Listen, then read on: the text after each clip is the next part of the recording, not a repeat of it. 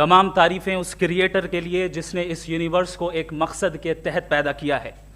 Respected जनाब जावेद अख्तर साहब, mister Saurabh Dwivedi और respected audience, thank you all for being here today. आज की डिबेट में चूंकि हम बात करने वाले हैं डज गॉड एग्जिस्ट के टॉपिक पर, तो ये एक ऐसा टॉपिक है जिसके मुताल्लिक कोई भी डिसीजन लेने के लिए अलग अलग स्टैंडर्ड्स हो सकते हैं। लिहाजा डिबेट के शुरू में ये ज़रूरी है कि हम ये जान लें कि आज के इस टॉपिक में कौन सा स्टैंडर्ड सही होगा और कौन सा गलत होगा। सबसे पहला स्टैंडर्ड जिसे मैं समझता हूं कि हमारे रिस्पेक्टेड जनाब जावेद अख्तर साहब बड़ी तेज़ी के साथ उसकी तरफ लपकेंगे, वो है साइंस। जबकि साइंस दर हकीकत खुदा के एग्जिस्टेंस को डायरेक्टली साबित करने या उसके एग्जिस्टेंस को डिनाई करने के लिए स्टैंडर्ड नहीं बन सकती। और उसकी वजह क्या है, ये मैं नहीं कह रहा, ये वो लोग कह रहे हैं जो साइंस के एक्सपर्ट्स हैं। नेशनल एकेडमी ऑफ साइंस कहती है science doesn't have the processes to prove और disprove the existence of God. Why? क्योंकि साइंस का ताल्लुक एम्पेरिकल एविडेंस से है और एम्पेरिकल एविडेंसेस का ताल्लुक हमारे नेचुरल और फिजिकल वर्ल्ड से है, जबकि गॉड नॉन फिजिकल और सुपर नेचुरल रियलिटी है। लिहाजा नॉन फिजिकल रियलिटी को आप उस टूल के साथ नहीं चेक कर सकते जिसका काम फिजिकल रियलिटी को तलाश करना है। लिहाजा आज इस डिबेट में गॉड की एग्जिस्टेंस को साबित करने या उसे डिनाई करने में साइंटिफिक एविडेंस को एक्सेप्ट नहीं किया जाएगा। दूसरा स्टैंडर्ड हो सकता है रेविलेशन, कि रेविलेशन के जरिए हम यह साबित करें कि गॉड एग्जिस्ट करता है या नहीं। लेकिन यह स्टैंडर्ड भी आज इररेलेवेंट है। क्यों? क्योंकि रेविलेशन मेरे नज़दीक सोर्स ऑफ नॉलेज है, वैलिड सोर्स ऑफ नॉलेज है, लेकिन हमारे जावेद अख्तर साहब के नज़दीक ये वैलिड सोर्स ऑफ नॉलेज नहीं है। लिहाजा आज की डिबेट में मैं एक भी एविडेंस किसी भी मजहबी स्क्रिप्चर से नहीं दूंगा ताकि जावेद अख्तर साहब के लिए वो अनएक्सेप्टेबल ना हो। तीसरा जो मेयार हो सकता है वो है ऑब्जर्वेशन, कि भाई कोई कहे कि हमें खुदा दिखाओ, अगर है तो दिखाओ, या ये कि खुदा के एग्जिस्टेंस पर एम्पेरिकल एविडेंस दो, तो ये है दर हकीकत गलत टूल का इस्तेमाल करना। ये ऐसा ही है कि जावेद साहब मुझसे ये मुतालबा करें कि मुफ्ती साहब आप मेटल डिटेक्टर के जरिए प्लास्टिक डिटेक्ट करके दिखाएं। अब चूंकि प्लास्टिक डिटेक्ट नहीं हो पा रही है लिहाजा plastic does not exist. No, you are using the wrong tool. इस टूल से प्लास्टिक को डिटेक्ट नहीं किया जाता। लिहाजा मैं समझता हूं कि गॉड के एग्जिस्टेंस पर एम्पेरिकल एविडेंस का मुतालबा करना एक बचकाना मुतालबा है और हमारे रिस्पेक्टेड जनाब जावेद अख्तर साहब इस स्टेज से अब बहुत आगे निकल चुके हैं। अब बचता है एक ही स्टैंडर्ड, और वो स्टैंडर्ड है अक्ल, लॉजिक, रीजनिंग। और यही वो स्टैंडर्ड है जिसके तहत गॉड के एग्जिस्टेंस को साबित किया जाएगा या गॉड की एग्जिस्टेंस को डिनाई किया जाएगा। लेकिन चूंकि ये बहुत इंपॉर्टेंट और सेंसिटिव टॉपिक है, इसलिए लॉजिकल आर्ग्यूमेंट भी ऐसा होना चाहिए जो डेफिनेटिव हो, इनडेफिनेटिव ना हो, जो 2 और 2 4 की तरह बिल्कुल वाजे हो, जिसे लॉजिकली रिजेक्ट करना पॉसिबल नहीं हो। फॉर एग्जाम्पल हम कहें हमारे रिस्पेक्टेड मिस्टर सौरभ साहब, ये एक इंसान है और तमाम इंसान कॉन्शियस बीइंग है। लिहाजा नतीजा क्या निकला, हमारे सौरभ साहब भी कॉन्शियस बीइंग है। क्या ये इनडेफिनेट आर्ग्यूमेंट है या डेफिनेट आर्ग्यूमेंट है? ये डेफिनेट आर्ग्यूमेंट है। ये 2 और 2 की तरह वाजे है, इसमें किसी तरह जो है लॉजिकली इसको रिजेक्ट नहीं किया जा सकता। तो अगर आज हमारे जावेद अख्तर साहब ऐसी कोई अकली दलील और लॉजिकल एविडेंस दें खुदा के ना होने पर जो डेफिनेट भी हो, तो मैं ये ऐलान करता हूं कि यकीनन मैं उस एविडेंस को कबूल करूंगा और उस पर गौर करूंगा। लेकिन साथ में यह भी ऐलान कर देता हूं प्रेडिक्शन के तौर पर कि ऐसा कोई डेफिनेट आर्ग्यूमेंट कोई नहीं पेश कर सकता। दलील हम देंगे और डेफिनेटिव दलील देंगे, लॉजिकल दलील देंगे, ऐसी दलील देंगे जो एंटायर एथिस्टिक वर्ल्ड उसे रेफ्यूट नहीं कर सकती। चलें अब हम एक एग्जाम्पल सोचते हैं, एक सिनेरियो, सिंपल सिनेरियो, तमाम ऑडियंस से गुजारिश है, हम और आप एक आइसोलेटेड आइलैंड पर हैं, ऐसा आइलैंड जहां पे हमसे पहले कोई कभी नहीं गया। चलते चलते आपके सामने अचानक आपने देखा एक पिंक कलर की बॉल पड़ी हुई है। सबसे पहला सवाल आपके जहन में क्या आएगा कि ये बॉल यहां क्यों आई, कैसे आई, ये पिंक कलर की ही क्यों है, कोई और कलर भी हो सकता था, ये इसी शेप में क्यों है, कोई और शेप भी हो सकता था। नेचुरली आप इस तरफ पहुंचेंगे कि कोई ना कोई है जिसने इन स्पेसिफिक प्रॉपर्टीज के साथ इस बॉल को बनाया है और यहां पे रखा है। चूंकि आप जानते हैं कि ये जो बॉल है इसका एग्जिस्ट करना जरूरी नहीं है, ये एग्जिस्ट कर भी सकती थी, नहीं भी कर सकती थी, और एग्जिस्ट करना ही था तो किसी और फॉर्म में करती, किसी और कलर में करती। अब आप इस बॉल को एक्सपैंड करते चले जाएं, एक्सपैंड करते चले जाएं, एक्सपैंड करते चले जाएं, यहां तक कि ये बॉल यूनिवर्स के साइज की हो जाए। बताइए कि क्या साइज के बढ़ जाने से सवाल बदल जाएगा? हरगिज नहीं बदलेगा। अभी भी सवाल रहेगा, ये यूनिवर्स कहां से आया, इन स्पेसिफिक प्रॉपर्टीज के साथ कहां से आया, क्यों आया, किसने बनाया, ये सवाल उस वक्त भी वैलिड रहेगा। लेकिन ये सवाल अगर हम जनाब जावेद अख्तर साहब से करें तो चूंकि इनका वर्ल्ड व्यू एथिस्टिक है, और सिर्फ इनका नहीं, मतलब जितने भी एथिस्ट हैं और एथिस्टिक वर्ल्ड व्यू को रखने वाले से अगर आप ये सवाल करें कि ये यूनिवर्स कहां से आया, तो इनका जवाब या तो आर्ग्यूमेंट फ्रॉम इग्नोरेंस होगा या डॉगमेटिक होगा। या तो ये कहेंगे कि मुझे नहीं पता कि ये कहां से आया, लिहाजा गॉड डज नॉट एग्जिस्ट, ये आर्ग्यूमेंट फ्रॉम इग्नोरेंस है। या ये कहेंगे कि ये यूनिवर्स खुद ब खुद बन गया, इसका मतलब ये है कि उस बॉल को भी खुद ब खुद बन जाना चाहिए। लेकिन बॉल के ताल्लुक से ये एक्सप्लेनेशन एक्सेप्ट नहीं की जाएगी कि ये खुद ब खुद बन गई, लेकिन यूनिवर्स के ताल्लुक से कर दिया जाएगा। इसे हम दूसरे अल्फाज में डॉगमा भी कह सकते हैं। दूसरी चीज, हमारे जावेद अख्तर साहब जरूर गॉड ऑफ गैप्स की मिसाल भी जरूर देंगे, और मिसाल देंगे कि पहले ज़माने में बिजलियां कड़कती थी तो लोगों ने किसी एक खुदा की तरफ, और बारिश होती थी तो दूसरे खुदा की तरफ मंसूब कर दिया, उनके पास दलील नहीं थी। यह हमारा वर्ल्ड व्यू है ही नहीं, यह हमारा वर्ल्ड व्यू है ही नहीं, क्योंकि नेचुरल फिनोमेना के प्रोसेस की इंटरप्रिटेशन को जान लेने से यह कहां से साबित हो गया कि गॉड एग्जिस्ट नहीं करता है। इस पर मैं इंशाल्लाह अभी आगे बात करूंगा। आप हजरात ये भी देखेंगे, और मैं ये एक्सपेक्ट करता हूं कि हमारे रिस्पेक्टेड जनाब जावेद अख्तर साहब जरूर इमोशनल आर्ग्यूमेंट्स भी देंगे, जो कि एक लॉजिकल फेलेसी है जब बात आती है ट्रुथ को डिसाइड करने में। क्यों? मिसाल के तौर पर वो कहेंगे कि अगर गॉड है तो ईविल क्यों एग्जिस्ट करता है, जबकि मैं कहता हूं ईविल का एग्जिस्ट करना गॉड के एग्जिस्ट करने की दलील है, उसके खिलाफ नहीं है। चूंकि अगर गॉड है तो हम सब उसके सामने अकाउंटेबल हैं, और अगर हम अकाउंटेबल हैं तो अकाउंटेबिलिटी के लिए ईविल का मौजूद होना जरूरी है, उसके बगैर हम अकाउंटेबल नहीं हो सकते। और अगर हम अकाउंटेबल नहीं हैं तो हम जनाब जावेद अख्तर साहब से पूछेंगे कि आप बताएं कि फिर सफरिंग इस दुनिया में क्यों है? अगर खुदा नहीं है तो सफरिंग क्यों है? और उन लोगों के जज्बे का क्या जिनके अंदर सफरिंग के बाद इंतकाम लेने का जज्बा पाया जाता है और वो इस दुनिया से ऐसे ही चले गए, क्या उनकी सारी तकलीफें बेकार चली जाएंगी?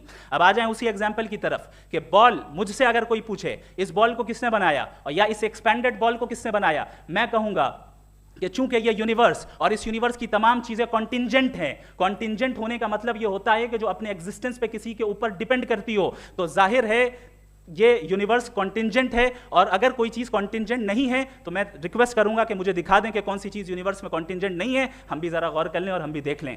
और जब कॉन्टिंजेंट चीज़ें मौजूद हैं तो फिलोसोफर्स की इस्तिलाह के मुताबिक, हम उस टर्मिनोलॉजी के मुताबिक हम उस जगह तक पहुंचते हैं और उस हस्ती तक पहुंचते हैं जिसे नेसेसरी बीइंग कहा जाता है, कि ये वो नेसेसरी बीइंग है जिसका मौजूद ना होना नामुमकिन हो। क्योंकि अगर ये मौजूद ना हो तो सारी चीज़ें एग्जिस्टेंस में आएंगी ही नहीं, और ये सारी कॉन्टिंजेंट चीज़ें उसी के ऊपर डिपेंड करती हैं। अब अगर आप ये सवाल करते हैं कि फिर उस हस्ती को किसने बनाया, फिर उसका कॉज क्या है, फिर उसका कॉज क्या है, फिर उसका कॉज क्या है, और एंडलेसली चले जाएं, इसे हम कहते हैं इन्फिनिट रीग्रेस ऑफ कॉजेज, जो कि लॉजिकल फेलेसी है। कॉन्सेप्चुअली इन्फिनिटी पॉसिबल है। मिसाल के तौर पे न्यूमेरिकल्स 1 2 3 गिनते चले जाएं, इन्फिनिट नंबर्स हैं। मैं कॉन्सेप्चुअली बात नहीं कर रहा, प्रैक्टिकली रियलिटी में साबित करके दिखाएं कि infinite regress of causes possible हैं या नहीं। अगर पॉसिबल हैं तो हम मान लेंगे, मिसाल दे दें, और पॉसिबल नहीं है तो एक ही ऑप्शन बचता है जिसे हम कहते हैं नेसेसरी बीइंग। ऐसी नेसेसरी बीइंग जो इंडिपेंडेंट है, क्योंकि अगर वो डिपेंडेंट हुई तो वो नेसेसरी नहीं रहेगी। ऐसी इंडिपेंडेंट बीइंग जो इटर्नल है, अगर वो इटर्नल नहीं होगी, उसकी बिगिनिंग होगी तो वो खुद कॉन्टिंजेंट है।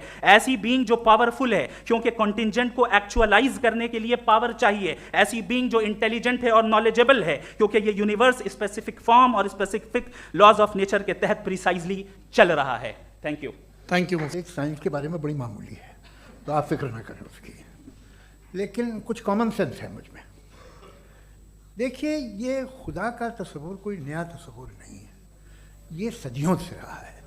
ये कुछ रिलीजन 3000 साल पुराने होंगे, 4000 साल पुराने होंगे, लेकिन इंसान कोई 10,000 12,000 साल से एग्जिस्ट करता है होमो सेपियन की शक्ल में, और हमेशा कुछ ना कुछ मज़हब रहे हैं। ये मज़हब जाहिलों के नहीं थे, ये मज़हब एक ऐसी ग्रीक सोसाइटी के थे जहाँ बड़े बड़े फिलोसफर्स पैदा हुए। ये मज़हब इजिप्शियंस के थे जिन्होंने पिरामिड्स बनाए थे। ये रोमन्स के थे कि जिनका आर्किटेक्चर और सेनेट यानी पहली बुनियाद डेमोक्रेसी की, लिमिटेड थी मगर डेमोक्रेसी थी, ये उन लोगों ने किए थे। तो इनका जो जुपिटर था, रा था, ज़्यूस था, उन्हें उस पर इतना ही एतमाद था जितना आज किसी मजहबी आदमी को अपने खुदा पे होगा। क्रिश्चियनिटी आने से पहले यूरोप में एक मज़हब था जर्मेनिक रिलीजन। उसका एक खुदा था, उसकी एक बीवी थी, उसके 2 बेटे थे, एक बेटी थी। फिर जर्मनी में जब यूरोप में क्रिश्चियनिटी आई तो वो खुदा, उसकी बीवी और पूरे ख़ानदान चला गया। तो हमने, अगर हम हिस्ट्री देखें तो खुदा जो हैं वो ज़्यादातर फ़नी है, वो हमेशा रहे नहीं। और वो जो लोग इन्हें मानते थे उनको आप कहें वो तो जाहिल थे, उन्हें तो कुछ पता ही नहीं था। ऐसा नहीं है, वो अपने वक्त में बड़े काबिल लोग थे और अपने वक्त में उन्होंने बड़े बड़े काम किए हैं, फिलोसफर्स थे, साइंटिस्ट थे। लेकिन उनका मज़हब कहाँ गया, उनके खुदा कहाँ गए? आज जो खुदा हैं दुनिया में लोग उन्हें मानते हैं। आपको क्या मालूम कि कितने बरसों के बाद क्या होने वाला है? हम यूरोप में देखते हैं तो चर्च खाली हैं। तो वक्त के साथ चीज़ें बदलती हैं। जहाँ तक इसका ताल्लुक़ है मज़हबों का, हर मज़हब आपसे एक चीज़ मांगता है, फेथ। ये फेथ क्या चीज़ होती है? What is the difference between faith and belief? ये तो बहुत ही अहमखाना बात होगी कि कोई आदमी कहे साहब अगर खुदा है तो मुझे दिखाइए। ये तो जाहिलाना बात हुई। मैंने तो नॉर्थ पोल नहीं देखा है, मगर मैं मानता हूँ कि नॉर्थ पोल है। मैं क्यों मानता हूँ? इसलिए कि अगर ये दुनिया राउंड है तो उसका कोई टॉप होगा। कुछ लोग हैं जो वहाँ गए भी हैं, कॉमन सेंस कहता है कि ऐसा होगा, सबूत है, गवाह है, रीज़न है। तो ये मेरा फेथ नहीं है। तो फेथ में और बिलीफ में डिफरेंस क्या है? जो मज़हब मांगता है आपसे, हर मज़हब फेथ मांगता है। फेथ का मतलब ये है कि ना कोई गवाह हो, ना कोई सबूत हो, ना कोई रैशनल हो, ना कोई लॉजिक हो, ना कोई प्रूफ हो, मगर तुम एक बात को मानो। ये है फेथ। वरना बिलीफ होता। अगर इसमें कुछ भी सबूत होते, गवाह होते, तो फिर इसे आप बिलीफ कहते। जैसे मेरा बिलीफ है कि नॉर्थ पोल है, मेरा फेथ थोड़ी है। फेथ इन तमाम शर्तों को रद्द करता है। तो फिर स्टुपिडिटी क्या है? अगर मैं एक बात ऐसी मानूं जिसकी ना कोई लॉजिक है, ना कोई रैशनल है, ना कोई प्रूफ है, ना कोई गवाह है, ना कोई सबूत है, और मैं उसे मानूं, तो ये स्टुपिडिटी हुई। इसे ही भाई कल को मैं यकीन कर लूँ कि एलॉन मस्क जो है मेरा भाई है, तो मुझे इंतहाई खुशी होगी, सुकून भी बहुत मिलेगा मुझे। लेकिन और कहे भाई क्यों मानते हो, क्या सबूत है? भाई वो तो अमेरिकन है और तुम तो इंडियन हो, वो तो नस्ल अलग है, तुम्हें कभी मिले भी नहीं। साहब देखिए मेरा फेथ है, इस पर बात ना किया। फेथ का मतलब ही यह है कि आप प्रूव नहीं कर सकते। अगर आप प्रूव कर सकते हो तो फेथ की ज़रूरत ही नहीं, फिर तो आप बात करेंगे, आप कितनी बहस कर लीजिए। अल्टीमेटली दुनिया का हर मज़हब फेथ पे टिका है, और फेथ का मतलब है एक ऐसा यकीन जिसका कोई सबूत, कोई गवाह, कोई रैशनल नहीं। अब आप ये कहें, क्या आप ये क्यों कह रहे हैं कि साहब ये कायनात किसने बनाई? कमाल ये है कि आपने बताया कि एक आइलैंड पर गए और एक बॉल देखी। आपने ये नहीं कहा कि आइलैंड किसने बनाया, आपको सिर्फ बॉल पे हैरत हुई। हमने आइलैंड पे हमने हैरत नहीं की, होते हैं आइलैंड। इसी तरह ये आइलैंड है, सितारे, ये गैलेक्सीज, ये सब आइलैंड हैं, खला में। हम उन्हें टेकन फॉर ग्रांटेड लेते हैं, हम पूछते नहीं किसने बनाए। आपने जजीरे के बारे में भी नहीं पूछा है। मेरी पैदाइश कैसे हुई? क्या मैं प्लान्ड पैदा हुआ था? I was plan to be born, या एक लकी स्पर्म था जो किसी एग से चिपक गया? मेरी पैदाइश रैंडम। और इंसाफ जिसे आप कहते हैं, इंसाफ का तो नेचर से कोई वास्ता ही नहीं है। जो आप कहते हैं कि एक दिन इंसाफ मिलेगा, इंसाफ is a human concept, nature में कोई इंसाफ नहीं। अगर शेर हिरन को खा जाता है तो उसे कोई सजा नहीं मिलती। अगर एक आंधी आती है और हरे भरे पेड़ों को उखाड़ के फेंक देती है तो आंधियों की जेल नहीं होती है। नेचर में इंसाफ नहीं, इसलिए वो नेचर को इंसाफ की ज़रूरत भी नहीं। नेचर तमाम एक है। अब हम कहें कि साहब ये देखिए जो मैंने खाना खाया था, ये मेरी आँख तो नहीं यूँ कर दिया उसे, तो इसे सज़ा मिलने नहीं, वो सिस्टम है, ऐसे ही चल रहा है। नेचर बग़ैर इंसाफ के है। इंसाफ इज़ अ ह्यूमन कॉन्सेप्ट। तो जो आपसे कहता है कि मैं तुम्हें इंसाफ दूंगा, वो इंसानी जहन की पैदावार है। ये नेचुरल है ही नहीं, ये आसमानी है ही नहीं, नेचर का तसव्वुर, इंसाफ का तसव्वुर। भाई आप साथ मिलते हैं, अब आप लेफ्ट हैंड ड्राइव करते हैं, ये क्या है? तमाम सच, तमाम नेकी, तमाम शराफत लेफ्ट हैंड ड्राइव है। वरना क्या होगा, या तो आप क्रॉस कर देंगे, आपका एक्सीडेंट हो जाएगा, या आप किसी को मार देंगे, या ट्रैफिक जैम हो जाएगा। झूठ, बेईमानी, रिश्वतखोरी, ये तमाम जो है driving on the wrong side, इसके ऊपर कुछ नहीं। ये तो हमने बनाया, जैसे हमने लेफ्ट हैंड ड्राइव बनाई है। ये कॉन्सेप्ट ऑफ इंसाफ जो है ये हमारा है, इसका नेचर से कोई वास्ता नहीं। शेर खा जाता है हिरन को, उसे जेल होती है क्या? कुछ भी नहीं, है ही नहीं। तो ये जो दुनिया के रिलीजन प्रॉमिस करते हैं आपसे इंसाफ, इसी से मालूम होता है कि मैन मेड है। ये तसव्वुर कहीं और का है ही नहीं। जो नेचर है, कुछ लोग कहते हैं नेचर ही खुदा है, तो नेचर में तो इंसाफ नहीं कहीं। और आप वादा कर रहे हैं कि तुम्हें मरने के बाद इंसाफ मिलेगा। मुझे अगर मिलेगा तो मैं बहुत खुश हूँगा, लेकिन मैं यकीन नहीं कर पाता हूँ, इसलिए कि मैं फेथ नहीं पैदा कर सकता। The very fact that religion demand faith, इसका मतलब है कि उनके पास जस्टिफिकेशन नहीं है। अच्छा साहब, फिर रिलीजन अगर मॉडरेशन में है, कोई सा भी नहीं, वो आप में कुछ खूबियाँ भी पैदा करता होगा। देखिए उससे ये फ़ायदा है, वो फ़ायदा है। अल्कोहल जो है वो ज़्यादातर दवाओं में यूज़ होती है, और एक सर्वे किया गया था अमेरिका में कि लॉन्जेटिविटी किन लोगों की है। तो एक तरफ वो लोग थे जो शराब पीते ही नहीं थे, और एक तरफ वो थे जो एक बोतल शराब रोज़ पीते थे। सबसे ज़्यादा लंबी उम्र की है जो 2 पैक नाप के शराब पीते और खाना खाते हैं। मगर हम शराब को बुरा समझते हैं, मैं भी बुरा समझता हूँ। क्यों? ऐसा होता नहीं। कुछ चीज़ों में आदत होती है कि वो बढ़ती है। आज तक में एक आदमी दूध पीता है, आप 10 साल बाद भी मिलेंगे तो एक ही गिलास पीता होगा। ऐसा नहीं होता, सुबह से दूध पीता रहता है। मिल्कोहलिक मैंने नहीं देखे, अल्कोहलिक होते हैं। ये टेंडेंसी है मजहब की कि वो बढ़ता है, जैसे कैंसर बढ़ता है, जैसे शराब बढ़ती है। कुछ लोग होंगे जो उसे सही तरह से यूज़ करते हैं। मुझे यकीन है कि हमारे मुफ्ती साहब भी उनमें से एक, इनसे बहुत खुशी हुई मुझे इनसे मिलकर। लेकिन कितने लोग हैं कि आज आप देखते हैं दुनिया में जो तबाहियाँ हैं, इनमें कितना हाथ है उन लोगों का जो बिलीवर कहते था मजहब ये नहीं कहता, ना कहता होगा, मगर जब ये मजहब पीते हैं तो ऐसे बिहेव करते हैं। थोड़ा सा अगर हो तो शायद बहुत अच्छी बात, लेकिन शराब थोड़ी सी नहीं रहती, उसमें टेंडेंसी है। पहले थोड़ा सा अगर 2-3 कैंसर के सेल हो ना बॉडी में तो आदमी सिम रहेगा, लेकिन वो 2-3 सेल नहीं रहते, वो मल्टीप्लाई होते हैं। जावेद साहब, टाइम पूरा हो गया। टाइम हो गया, लो बस बात खत्म हो गई। अच्छा, मुझे कुछ और कहने को था भी नहीं। तो सबसे पहले हमारे रिस्पेक्टेड जावेद साहब ने हवाला दिया कि खुदा फ़ानी है। कितने मजहब आगे चले गए, किसी ने जुपिटर को खुदा माना, किसी ने किसी को माना। मैं कहता हूं जिसने कॉन्टिंजेंट चीज़ को खुदा माना, गलत माना, वो खुदा ही नहीं, वो खुदा ही नहीं है। हम तो नेसेसरी बीइंग को साबित करने बैठे हैं, वो नेसेसरी कॉज जो इटरनल है, जो अबदी भी है और अजली भी है। हम किसी और को साबित करने नहीं बैठे। दूसरी चीज़ उन्होंने कहा कि फेथ एंड बिलीफ, ये एक ऐसी डेफिनेशन है फेथ की जो इन्होंने पहली मर्तबा पेश की है, या माफ कीजिएगा इन्होंने पहली मर्तबा पेश नहीं की है, रिचर्ड डॉकिंस ने पहली मर्तबा पेश की है। मुझे मालूम है ये सोर्स कहां से है।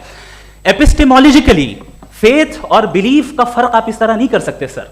फेथ सही भी होता है, गलत भी होता है, बिलीफ सही भी होता है, गलत भी होता है। जो लॉजिक, रीजन और एविडेंस से बैक्ड होगा वो फेथ सही होगा। और आप जिस फेथ की बात कर रहे हैं कि इलॉजिकल है और उसके पीछे नहीं है, तो we are on the same page. हम नहीं मानते उस फेथ को, जो फेथ ऐसा हो जिसके पीछे कोई लॉजिक ना हो, एविडेंस ना हो, हम नहीं मानते। हम तो उस फेथ के कायल हैं जिसके पीछे लॉजिक हो और एविडेंस हो। तो बिलीफ सही भी होता है, गलत भी होता है, फेथ भी सही होता है और गलत भी होता है। तो आज फेथ और बिलीफ के डिफरेंस पे बात नहीं हो रही। आज आप चाहे फेथ एक्सेप्ट कर लें या बिलीफ एक्सेप्ट कर लें, आज ये बात होगी कि ट्रूथ क्या है, चाहे ट्रू बिलीफ सही है या ट्रू फेथ सही है, और फॉल्स फेथ क्या है और फॉल्स बिलीफ क्या है, बात इस पे हो रही। दूसरी चीज इन्होंने पूछा स्टुपिडिटी फिर क्या है। अगर फेथ रिलीजन स्टुपिडिटी नहीं है तो और क्या है? चूंकि फेथ का मुतालबा करते हैं तो स्टुपिडिटी क्या है? मैं कहता हूं स्टुपिडिटी एथिज्म है। उसकी वजह यह है कि आप एक सड़क पे जा रहे हो और आप किसी गार्डन में जाएं और देखें वहां लिखा है फूलों के साथ I love Javed Akhtar and I really do, I love you sir. So जब आप वहां पर पहुंचे तो वहां पहुंचकर अब ये बताएं, क्या आप ये कहेंगे वाह व्हाट अ नेचुरल सिलेक्शन? ये क्या नेचुरल सिलेक्शन है? नहीं, ये प्रिसाइजली डिजाइंड है, इसके पीछे डिजाइनर है। लिहाजा अगर कोई एक ऐसी कॉमन सेंस की बात को कबूल नहीं कर रहा है कि यूनिवर्स जो इतने प्रिसाइजली काम कर रहा है, हम कहते हैं कि खुद ब खुद बन गई, मैं समझता हूं इससे बड़ी स्टुपिडिटी और कुछ नहीं है। ये रैशनल चीज है। फिर हमारे सर ने कहा कि आपने बॉल पे फोकस किया, आइलैंड पे फोकस नहीं किया। अरे आइलैंड को किसने बनाया, यही समझाने के लिए तो बॉल की मिसाल दे रहा हूं। और बॉल भी कॉन्टिंजेंट है, आइलैंड भी कॉन्टिंजेंट है, दोनों नेसेसरी बीइंग का मुतालबा करते हैं। आगे इन्होंने कहा कि नेचर में कोई इंसाफ नहीं है, हम डिसाइड करते हैं कि मोरालिटी क्या होती है, इंसाफ क्या होता है। हम डिसाइड करते हैं, जैसे ड्राइविंग सीट में ट्रैफिक वाला, ये तो किसी खुदा ने नहीं कहा, ये है, इसे कहते हैं फॉल्स इक्विवेलेंस, ये एक लॉजिकल फेलेसी है। आपने जो है मिसाल दी ड्राइविंग की और ट्रैफिक की, ये सब्जेक्टिव मोरालिटी है। आप सब्जेक्टिव मोरालिटी को मिसाल बनाकर ऑब्जेक्टिव मोरालिटी के ऊपर नहीं थोप सकते। इंसाफ की ऑब्जेक्टिव मोरालिटी है। अगर आप ये कहते हैं कि नेचर में इंसाफ नहीं है, तो इंसाफ का न होना ये नेचुरल हुआ, तो फिर नेचर को नेचर रहने दे, क्यों हम इतना स्ट्राइव कर रहे हैं दुनिया में इंसाफ लाने के लिए? ये तो इलॉजिकल बात है, इरैशनल बात है। इसलिए बहुत सी चीजें ऐसी हैं जो ऑब्जेक्टिवली जो है इविल या गुड हैं, और बहुत सी चीजें ऐसी हैं जो सब्जेक्टिवली हैं। सब्जेक्टिवली जो मोरल होता है या इमोरल होता है, उसको हम सोशल कंसेंसस से या पर्सनल प्रेफरेंस से डिसाइड करते हैं। लेकिन जो ऑब्जेक्टिव मोरालिटी है, जिसमें इंसाफ आया, जो इन्होंने बार बार रिपीट किया, ये ऑब्जेक्टिव है, सब्जेक्टिव नहीं है। अगर आप कहते हैं ये सब्जेक्टिव है, तो मेरा सवाल आपसे ये है, क्या सोशल कंसेंसस के जरिए अगर जुल्म को सही करार दे दिया जाएगा तो आप जुल्म को जस्टिफाई करेंगे? दूसरी चीज इन्होंने ये कहा कि 2 पैक शराब पी लें तो वो उतने पे नहीं रहता, बढ़ जाता है। यही मामला मजहब के साथ है, 2 पैक आप पी लें बढ़ेगा। तो ये एक ऐसी मिसाल है, इसको कहीं भी फिट कर लें कि आप एथिज्म पे जब फिट करें, जब आप 2 पैक एथिज्म का लेंगे ना, तो वो बढ़ बढ़ के नॉर्थ कोरिया बनेगा। Thank you. मुझे इस बात की खुशी है कि मुफ्ती साहब ने भी मान लिया कि नेचर में कोई इंसाफ नहीं है। तो कोई भी चीज़ जो इंसान ने नहीं बनाई है उसमें इंसाफ नहीं होता है। एक बात मैं आपसे अर्ज़ करूँ, जरा पता लगा लीजिएगा, ये जो आप बाग में जाते हैं बेहद खूबसूरत फूल देखते हैं ना, इनमें से कोई नेचुरल नहीं है। ये सारे फूल क्रॉस करके बनाए गए हैं। जो जंगल में फूल होते हैं नहायत मामूली होते हैं, ये फूल इंसानों ने बनाए हैं। जो आप बाग में देख के वाह वाह कहते हैं, ये इंसानों के बनाए हुए हैं। डिफरेंट फूलों को क्रॉस करके, डेवलप करके, फिर क्रॉस करके इस तरह से बनाए गए। नेचुरल फ्लावर नहीं। किसी जंगल वीरान में जाके आप गुलाब के फूल नहीं देखेंगे, ये सब बनाए हुए इंसान ने। बहुत से काम इंसान ने किए हैं। बाकी है कि आपने मेरी एक बात का जवाब नहीं दिया, जिससे मुझे शिकायत है कि फेथ क्या है और आप फेथ मांगते क्यों हैं मुझसे? आप तो लॉजिकल हैं, आपके पास तो सारे रैशनल्स हैं, आपके पास सारे सबूत हैं, तो आपको फेथ की डिमांड क्यों करते हैं कि भाई तुम सरेंडर कर दो और सवाल मत करो? कोई मजहब सारे सवाल करने की इजाज़त नहीं देता है और मना करता है कि ज़्यादा सवाल ना करो, बहक जाओगे तुम। आप क्यों रोकते हैं? हकीकत यह है कि इंसानी तारीख क्या है। इंसानी तारीख ये है कि दुनिया में 2 तरह के लोग हुए हैं। एक वो जिन्होंने अपनी लाइल्मी की परस्तिश की है, दूसरे वो जिन्होंने अपनी इग्नोरेंस या लाइल्मी से झगड़ा किया है और मालूम किया है कि क्या है। ये जो आप कह रहे हैं, आज आप हैरान हैं कि भाई ये यूनिवर्स कैसे बनी। लोग हैरान थे कि सूरज डूबता है तो इधर से कैसे निकलता है। और आप एक कदम जाके हमेशा का मानने को तैयार है, एक कदम पीछे ही मान जाइए। भाई आप इसके बाद जाते हो, कहते सवाल ना करना कि ये कहाँ से आया, ये पावर तो हमेशा से हमेशा रहेगी। तो आप यूनिवर्स के बारे में मानने में क्या तकलीफ है? एक कदम पहले रुक जाइए, ये हमेशा से थी या नहीं थी हमें मालूम नहीं है। और ये कहना कि हमें मालूम नहीं है, कमाल ये है कि दुनिया के सारे मजहब सब जानते हैं ये दुनिया कैसे बनी थी, कैसे मिटेगी, मरने के बाद क्या होगा, इनको सब इल्म है। इनको किसी को डायनासोर होते थे पहले ये नहीं पता था, किसी को नहीं। दुनिया की मजहबी किताब में डायनासोर का जिक्र नहीं है, लेकिन बाकी सब बातें, how to make universe in 4 easy lessons and बाकी सब पता है। जिसको सब पता है वो गड़बड़ है।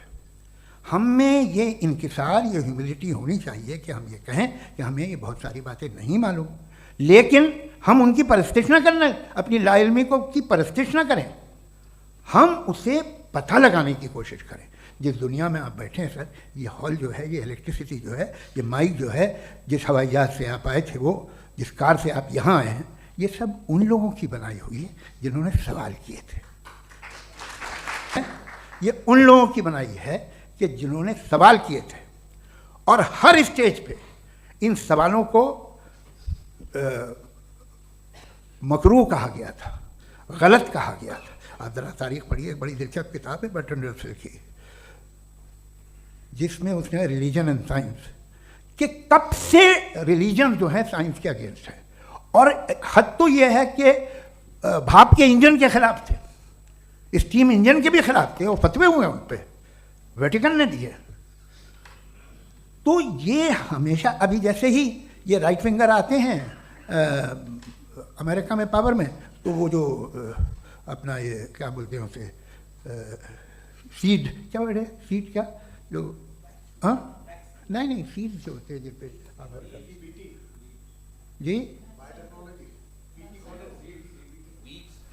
नहीं भाई, वो जो ह्यूमन बॉडी के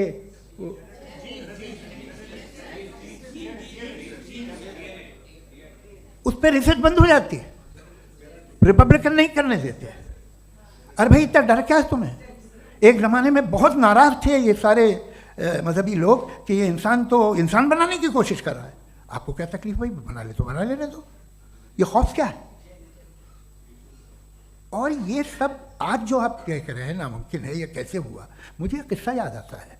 जब मैं छठी क्लास में था तो मैं मैथमेटिक्स में बहुत वीक था, तो एक टीचर रख दिया गया, उसने 1 2 3 4 5 6 7 को सिखा दिया मुझे। वो दिन मैं भूल नहीं सकता हूँ मुफ्ती साहब, जिस दिन उसने ये बताया कि 1/2 क्या होता है और 3/4 क्या होता है। मुझे ऐसा लगा कि मेरा सर बीच से फट जाएगा। यह आदमी कह रहा है कि जो दीवार के अंदर जाओ वॉक करते हुए। आज हंसता हूँ मैं इस बात पे। तो आज जो बातें आपके जहन से बिल्कुल परे हैं और आप हैरान होते उन्हें देख के, एक वक्त आएगा कि मामूली लगेंगे, और हुआ है। आपकी इंसानी तारीख ही है। इतनी जल्दी सारे फैसले आप मत कर लीजिए, थोड़ा ये ह्यूमिलिटी रखिए कि भाई ये हमें नहीं मालूम। ये कहने में क्या आ रहा है? ये यूनिवर्स कहाँ तक फैली, ये कब से है और कब तक रहेगी, हमें नहीं मालूम। आपने फैसला कर लिया कब बनी। ये आपके हिसाब से कोई 14 बिलियन ईयर बनी जो समझा जाता है। उससे पहले हजारों करोड़ों अरबों साल तक खुदा बैठा क्या कर रहा था? खामोश बैठा था, ऐसी जमाइयाँ ले रहा था। फिर उसे आइडिया आया, यार एक काम करते, वक्त अच्छा गुजर जाएगा, यूनिवर्स पर आपसे। सोचिए, वो तो हमेशा से है ना, मगर यूनिवर्स हमेशा से नहीं है, ये तो बनाई गई है। और उससे पहले क्या था, इनका क्या काम था? कैसी बात है, ये बड़ा आसान है। जो बात हमें आज धीरे धीरे पता चली है, बरसों 2000 और 2500 साल पहले आपको किसी ने बता दिया कि क्या था, आप मान गए, और तब से वही मान रहे हैं जो 2500 साल पहले कहा गया था। सब कुछ बदल गया है, सॉल्व हो रही हैं चीज़ें। अभी साइंस बिल्कुल दावा नहीं करती, या कोई फिलोसफर ये दावा नहीं करता कि हमें सब मालूम, बल्कि वो कहता है कि हमें जितना मालूम होता है उससे ये मालूम होता है कि हमें कितना कम मालूम। तो हम अपनी जहालत से लड़ें, उसकी परस्तिश न करें। जी।